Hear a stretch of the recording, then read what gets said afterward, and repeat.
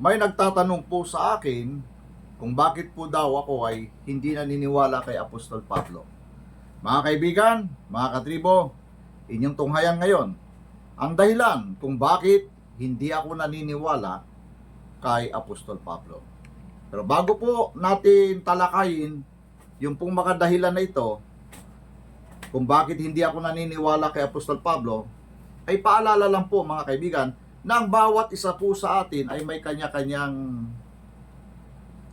paniniwala at malaya po tayo sa kanya-kanyang paniniwala. Yun po ang kagandahan dito sa ating bansa, no? Meron tayong tinatawag ng freedom of religion, freedom of expression ng kanya-kanyang mga paniniwala, mga kaibigan. Kaya dahil po sa tanong na yon, bakit hindi daw ako naniniwala kay Apostol Pablo, ay maganda rin po sigurong malaman nyo rin yung side ko. Bakit hindi ako naniniwala kay Apostol Pablo? Kung naniniwala ang inyong pastor kay Apostol Pablo, kung kayo'y naniniwala kay Apostol Pablo, malaya po kayo sa paniniwala na yan. At siyempre po, may dahilan din po kayo. Ngayon, ito naman po sa akin, di ba? Mayroon din po akong dahilan. Ayun, hindi naman po masama siguro kung ipahahayag ko rin sa mga tao, sa inyo, lalo't sa mga nagtatanong, ano nga ba ang dahilan? Bakit hindi ako naniniwala kay Apostol Pablo? Mga kaibigan, atin na pong tunghayan, mga kaibigan, kung bakit hindi ako naniniwala kay Apostol Pablo. Unang-una, dito po sa Galacia, Kapitulo 5, talatang 2, ang sabi ni Pablo, akong si Pablo ang nagsasabi sa inyo, kapag nagpatuli kayo, binabaliwala ninyo si Kristo. Mga kaibigan, ano ba naintindihan nyo dito sa sinasabi ni Pablo? Anong naintindihan nyo dyan, mga kaibigan, mga pastor, na ating mga kaibigan? Pastor, wag kayong magagalit sa atin. Ano lang naman to malaya tayo, kanya-kanya tayo ng paniniwala. Pero pakinggan nyo lang kung ano yung stand ko, bakit hindi ako naniniwala kay Pablo. Dahil po sa isang talatang ito na sinasabi ni Pablo, kapag anya nagpatuli kayo, binabaliwala ninyo si Kristo. Mga kaibigan, binabaliwala nyo ba si Kristo o ang Misaya? Di ba hindi? Pero kapag nagpatuli kayo, ano sabi ni Pablo? Binabaliwala ninyo si Kristo. O ngayon, tanungin nyo ang mga pastor nyo, tuli ba sila? Nagpatuli ba sila? O ikaw nanonood sa akin, pastor. Kayo mga kalalakihan dyan na nakikinig sa akin, nagpatuli ba kayo? Kung nagpatuli kayo, ano sabi ni Pablo? Binabaliwala niyo si Kristo. O tingnan niyo, ang gulo ng utak ni Pablo, no? Mga kaibigan, dapat pang paniwalaan to. Alam niyo, mga kaibigan, hindi ako Muslim, mga kaibigan. Pero, kasi ang sabi ng iba, Muslim daw ang hindi naniniwala kay Pablo. Hindi po totoo. Marami din po mga Kristiyano na hindi naniniwala kay Pablo. Marami po, mga kaibigan. At ako po ay isang Yawisem, isa po akong Ataryaho, isa po akong mananamba kay Yahweh, na hindi naniniwala kay Pablo, ngunit naniniwala ko sa Misaya, mga kaibigan. At hindi ko binabaliwala ang Misaya, mga kaibigan. At tama lang na magpatuli ang isang lalaki. Pero hindi ibig sabihin na nagpatuli ay binabaliwala na ang Misaya. Pero kay Pablo, mga kaibigan, iba. Ang turo ni Pablo, kapag nagpatuli kayo, binabaliwala ninyo ang Misaya. Ano ba? Napakalinaw. Sige nga, pastor, anong pagkakaintindi nyo dyan? I-comment down nyo to, mga kaibigan. Sige, kayong mga nakikinig, anong paliwanag nyo? Sige, ano argumento nyo? Napakalinaw naman sa turo ni Pablo Simple lang, wag nang magpatuli, di ba? Yan ang kanyang aral diyan. Wag nang magpatuli. Dahil kapag nagpatuli ka, binabaliwala mo si Kristo. Para pala kay Pablo, para ipakita mong pinapahalagan mo si Kristo, kailangan wag kang magpatuli. Pero nagpatuli yung mga pastor nyo Pastor, nagpatuli ka, di ba? O tuli ka, pastor, ano? Pisot ka ba, pastor? Pastor, aminin mo, pisot ka, hindi?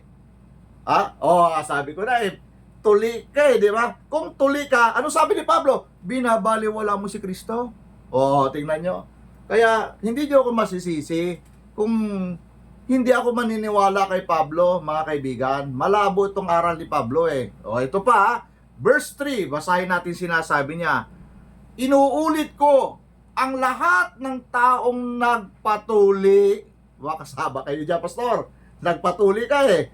O, ang lahat ng taong nagpatuli ay kailangang sumunod sa buong kautusan.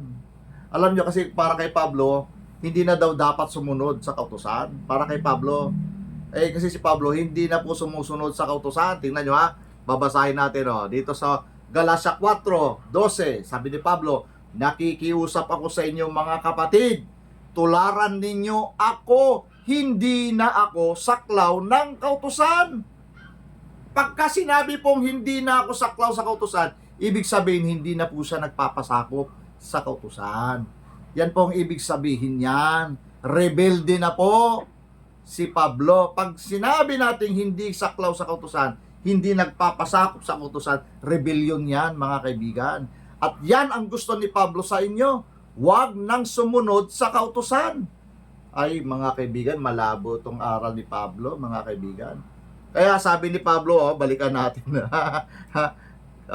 Inuulit ko, ang lahat ng taong nagpatuloy ay kailangan sumunod sa kautusan. Ang sabi niya sa verse 4, kayong nagsisikap na maging matuwid sa pamamagitan ng pagtupad sa kautusan, inihiwalay ninyo ang inyong sarili kay Kristo at tinanggihan ninyo ang kagandahang loob ng dakilang may likha. Mga kaibigan, ano naintindihan sa sinasabi ni Pablo? Talagang napakalinaw sa sinasabi ni Pablo na huwag nang sundin ng kautusan. Kasi kapag sinunod nyo yan, inihiwalay ninyo ang inyong sarili kay Kristo. Paano yan? Si Pablo nagpo-promote kay Kristo, pero siya rin po pala ang nagtuturo sa mga tao na lumabag sa kautusan, sa aral ng Misaya, mga kaibigan. Kasi ang aral ng Misaya hindi ganyan, mga kaibigan. Hindi ganyan ang aral ng Misaya, mga kaibigan. Ngayon, ito na ito sabi ni Pablo, hindi, para sa ang pagkaunawa, hindi na dapat tuparin ang kautusan. Base sa kanya sinasabi, kung nagsisikap na maging matuwid sa pamagitan ng pagtupad ng kautusan. Mga kaibigan, alam nyo, alin baga ang matuwid sa paningin ng dakilang may likha? Yung lumalabag sa kautusan o yung tumutupad sa kautusan? Para kay Pablo, kapag lumabag ka, magiging matuwid ka eh. Kasi sabi, ito tingnan nyo nga lang nagsisikap na maging matuwid sa pamagitan ng pagtupad sa kautusan. Di ba kaya nga tayo tumutupad doon sa utos? Huwag kang papatay, huwag kang mangangalunya, igala mo yung ama't ina, huwag kang magnanakaw. Kapag tinupad natin yan, sinisikap talaga tuparin natin yan para tayo maging matuwid sa paningin ng dakilang may likha. Tama lang. Pero kay Pablo, hindi. Labagin mo yan para maging matuwid ka. Malabo, mga kaibigan. Kapag ikaw po ay tumutupad sa kautusan, inihiwalay mo ang sarili mo kay Kristo, ang labo nito, mga kaibigan. Si Pablo ay hindi nasaklaw sa kautusan, hindi nasaklaw ng kautusan. Ibig sabihin, hindi siya nagpapasakop sa kautusan. Ano ba sinasabi ng kasulatan, mga kaibigan? Kung gaano kahalaga ang pagsunod sa kautusan. Unang Juan 3:4, itong sabi, ang bawat nagkakasala ay lumalabag sa kautusan ni Yahweh, sapagkat ang kasalanan ay paglabag sa kautusan. Diba't napakalinaw na kung atin pong i-connect ito sa aral ni Pablo, para kay Pablo, kailangan lumabag ka sa kautusan. Kailangan pala lagi ka magkakasala. Kasi ayaw ni Pablo na sumunod tayo sa kautusan. Gusto ni Pablo, lumabag tayo sa kautusan. Ano baga ang kasalanan? Ang kasalanan ay paglabag sa kautusan. Kaibigan, malabo ito kay Pablo. Ang sabi diyan, 2:10 ng Santiago, ang lumalabag sa isa kahit tumupad sa iba pang mga utos ay lumalabag pa rin sa buong kautusan. Pag pinag-uusapan diyan ng kautusan, mga kaibigan, kasama diyan ang Sabat, Kaysa kasama diyan yung pagsamba ay iisa lang, hindi tatlong persona. Si Yahweh lang ang dapat sambahin. At kasama diyan yung utos na huwag kang kakain ng baboy. At yung mga istang walang kaliskis ay huwag kakainin. Kasama yan, mga kaibigan. Kapag lumabag ka dyan, lumabag ka na rin sa buong kautusan. Pero kay Pablo, hindi na daw kailangan tumupad dyan. Si Pablo ay hindi nasaklaw sa kautusan. Ibig sabihin, lumalabag na siya sa kautusan. At gusto niya na tularan natin siya na lumalabag sa kautusan. Mga kaibigan, malabo itong si Pablo. Alam nyo, ang aral ni Pablo ay kontra sa aral ng Misaya. Tanungin natin ang Misaya. Ano baga para sa Misaya? Ano baga ang pinakamahalaga sa tao para ang tao ay maligtas? May kaugnayan ba ang pagtupad sa kautusan? Tingnan natin ang sabi ng Misaya. 1:12 talatang 50. At alam kong ang kanyang utos ay nagbibigay ng buhay na walang hanggan. Mateo 19:17. Ngunit kung nais mong magkamit ng buhay na walang hanggan, sundin mo ang mga utos ng dakilang may likha. Tingnan nyo maigi mga kaibigan. Ang turo ng Misaya, kapag gusto mong magkaroon ng buhay na walang hanggan, ibig sabihin niyan, gusto mong magkaroon ka ng karapatang pumasok sa paraiso ng langit, gusto mong maligtas ang kaluluwa mo, ang turo ng Misaya, sundin mo ang lahat ng mga utos ng dakilang may likha. Pero kay Pablo, malabo mga kaibigan. Ano sabi ni Pablo? Tularan daw natin siya. Hindi na siya saklaw ng kautusan. Ibig sabihin, hindi na siya sumusunod sa kautusan. Mga kaibigan, para sa kanya, ang susunod lang sa kautusan, yung mga tuli. Kaya wag na kayong magpatuli, sabi niya. Dahil kapag nagpatuli kayo, obligado kayo sumunod sa kautusan. Iba tong utak ni Pablo mga kaibigan. I-expose ko pa sa inyong iba pang mga maling aral ni Pablo. Kaya para sa akin, mali itong aral ni Pablo. Dapat tayo sumunod sa kautusan. Pero kay Pablo, hindi na siya susunod o hindi na siya sumusunod sa kautusan. Rebellion po yan, ang ibig sabihin yan, mga kaibigan. Kapag pinag-usapang rebellion, katulad din yan sa mga grupo-grupo. Sila ba ay sumusunod sa kautusan ng gobyerno? Di ba? Pag sinabing hindi sila saklaw sa kautusan ng gobyerno, ibig sabihin rebelde sila. Itong sinasabi ni Pablo, hindi na siya saklaw ng kautusan, ibig sabihin, rebelde na siya. Malaya na siyang labagin ang kautusan. Kaya itong mga karamihan sa mga pastor, kumakain na ng baboy, at kumakain na ng mga ipinagbawal ni Yahweh, at saka nilalabag na ang Sabat. Kasi nga itong dahilan niya yan, yung turo ni Pablo, na hindi na tayo saklaw ng kautusan. Malabo talaga mga kaibigan. Pero ang paborito nilang wag alisin sa kautusan yung tithes and offering. Malabo mga kaibigan itong mga aral na yan. Para sa akin, mas nakahihigit ang aral ng Misaya. At ang aral ng Misaya, para magkamit tayo ng buhay na walang hanggan, kailangan natin sundin ang mga utos ng dakilang may likha. Sapagkat ang kanyang mga utos ng dakilang may likha ay nagbibigay ng buhay na walang hanggan. Kaya mga kaibigan, mga katribo, yan po ang aking paniniwala. Yan ang aking sagot doon sa katanungan sa akin kung bakit hindi daw ako naniniwala kay Apostol Pablo. Mga kaibigan, malaya naman tayo, no? Sana po ay sa ating pagiging magkakaibigan tayo sa Facebook, sana ay huwag kayong madismaya. Still pa rin tayo, magkakaibigan pa rin tayo. Malaya nga lang tayo magpahayag ng kanyang paniniwala.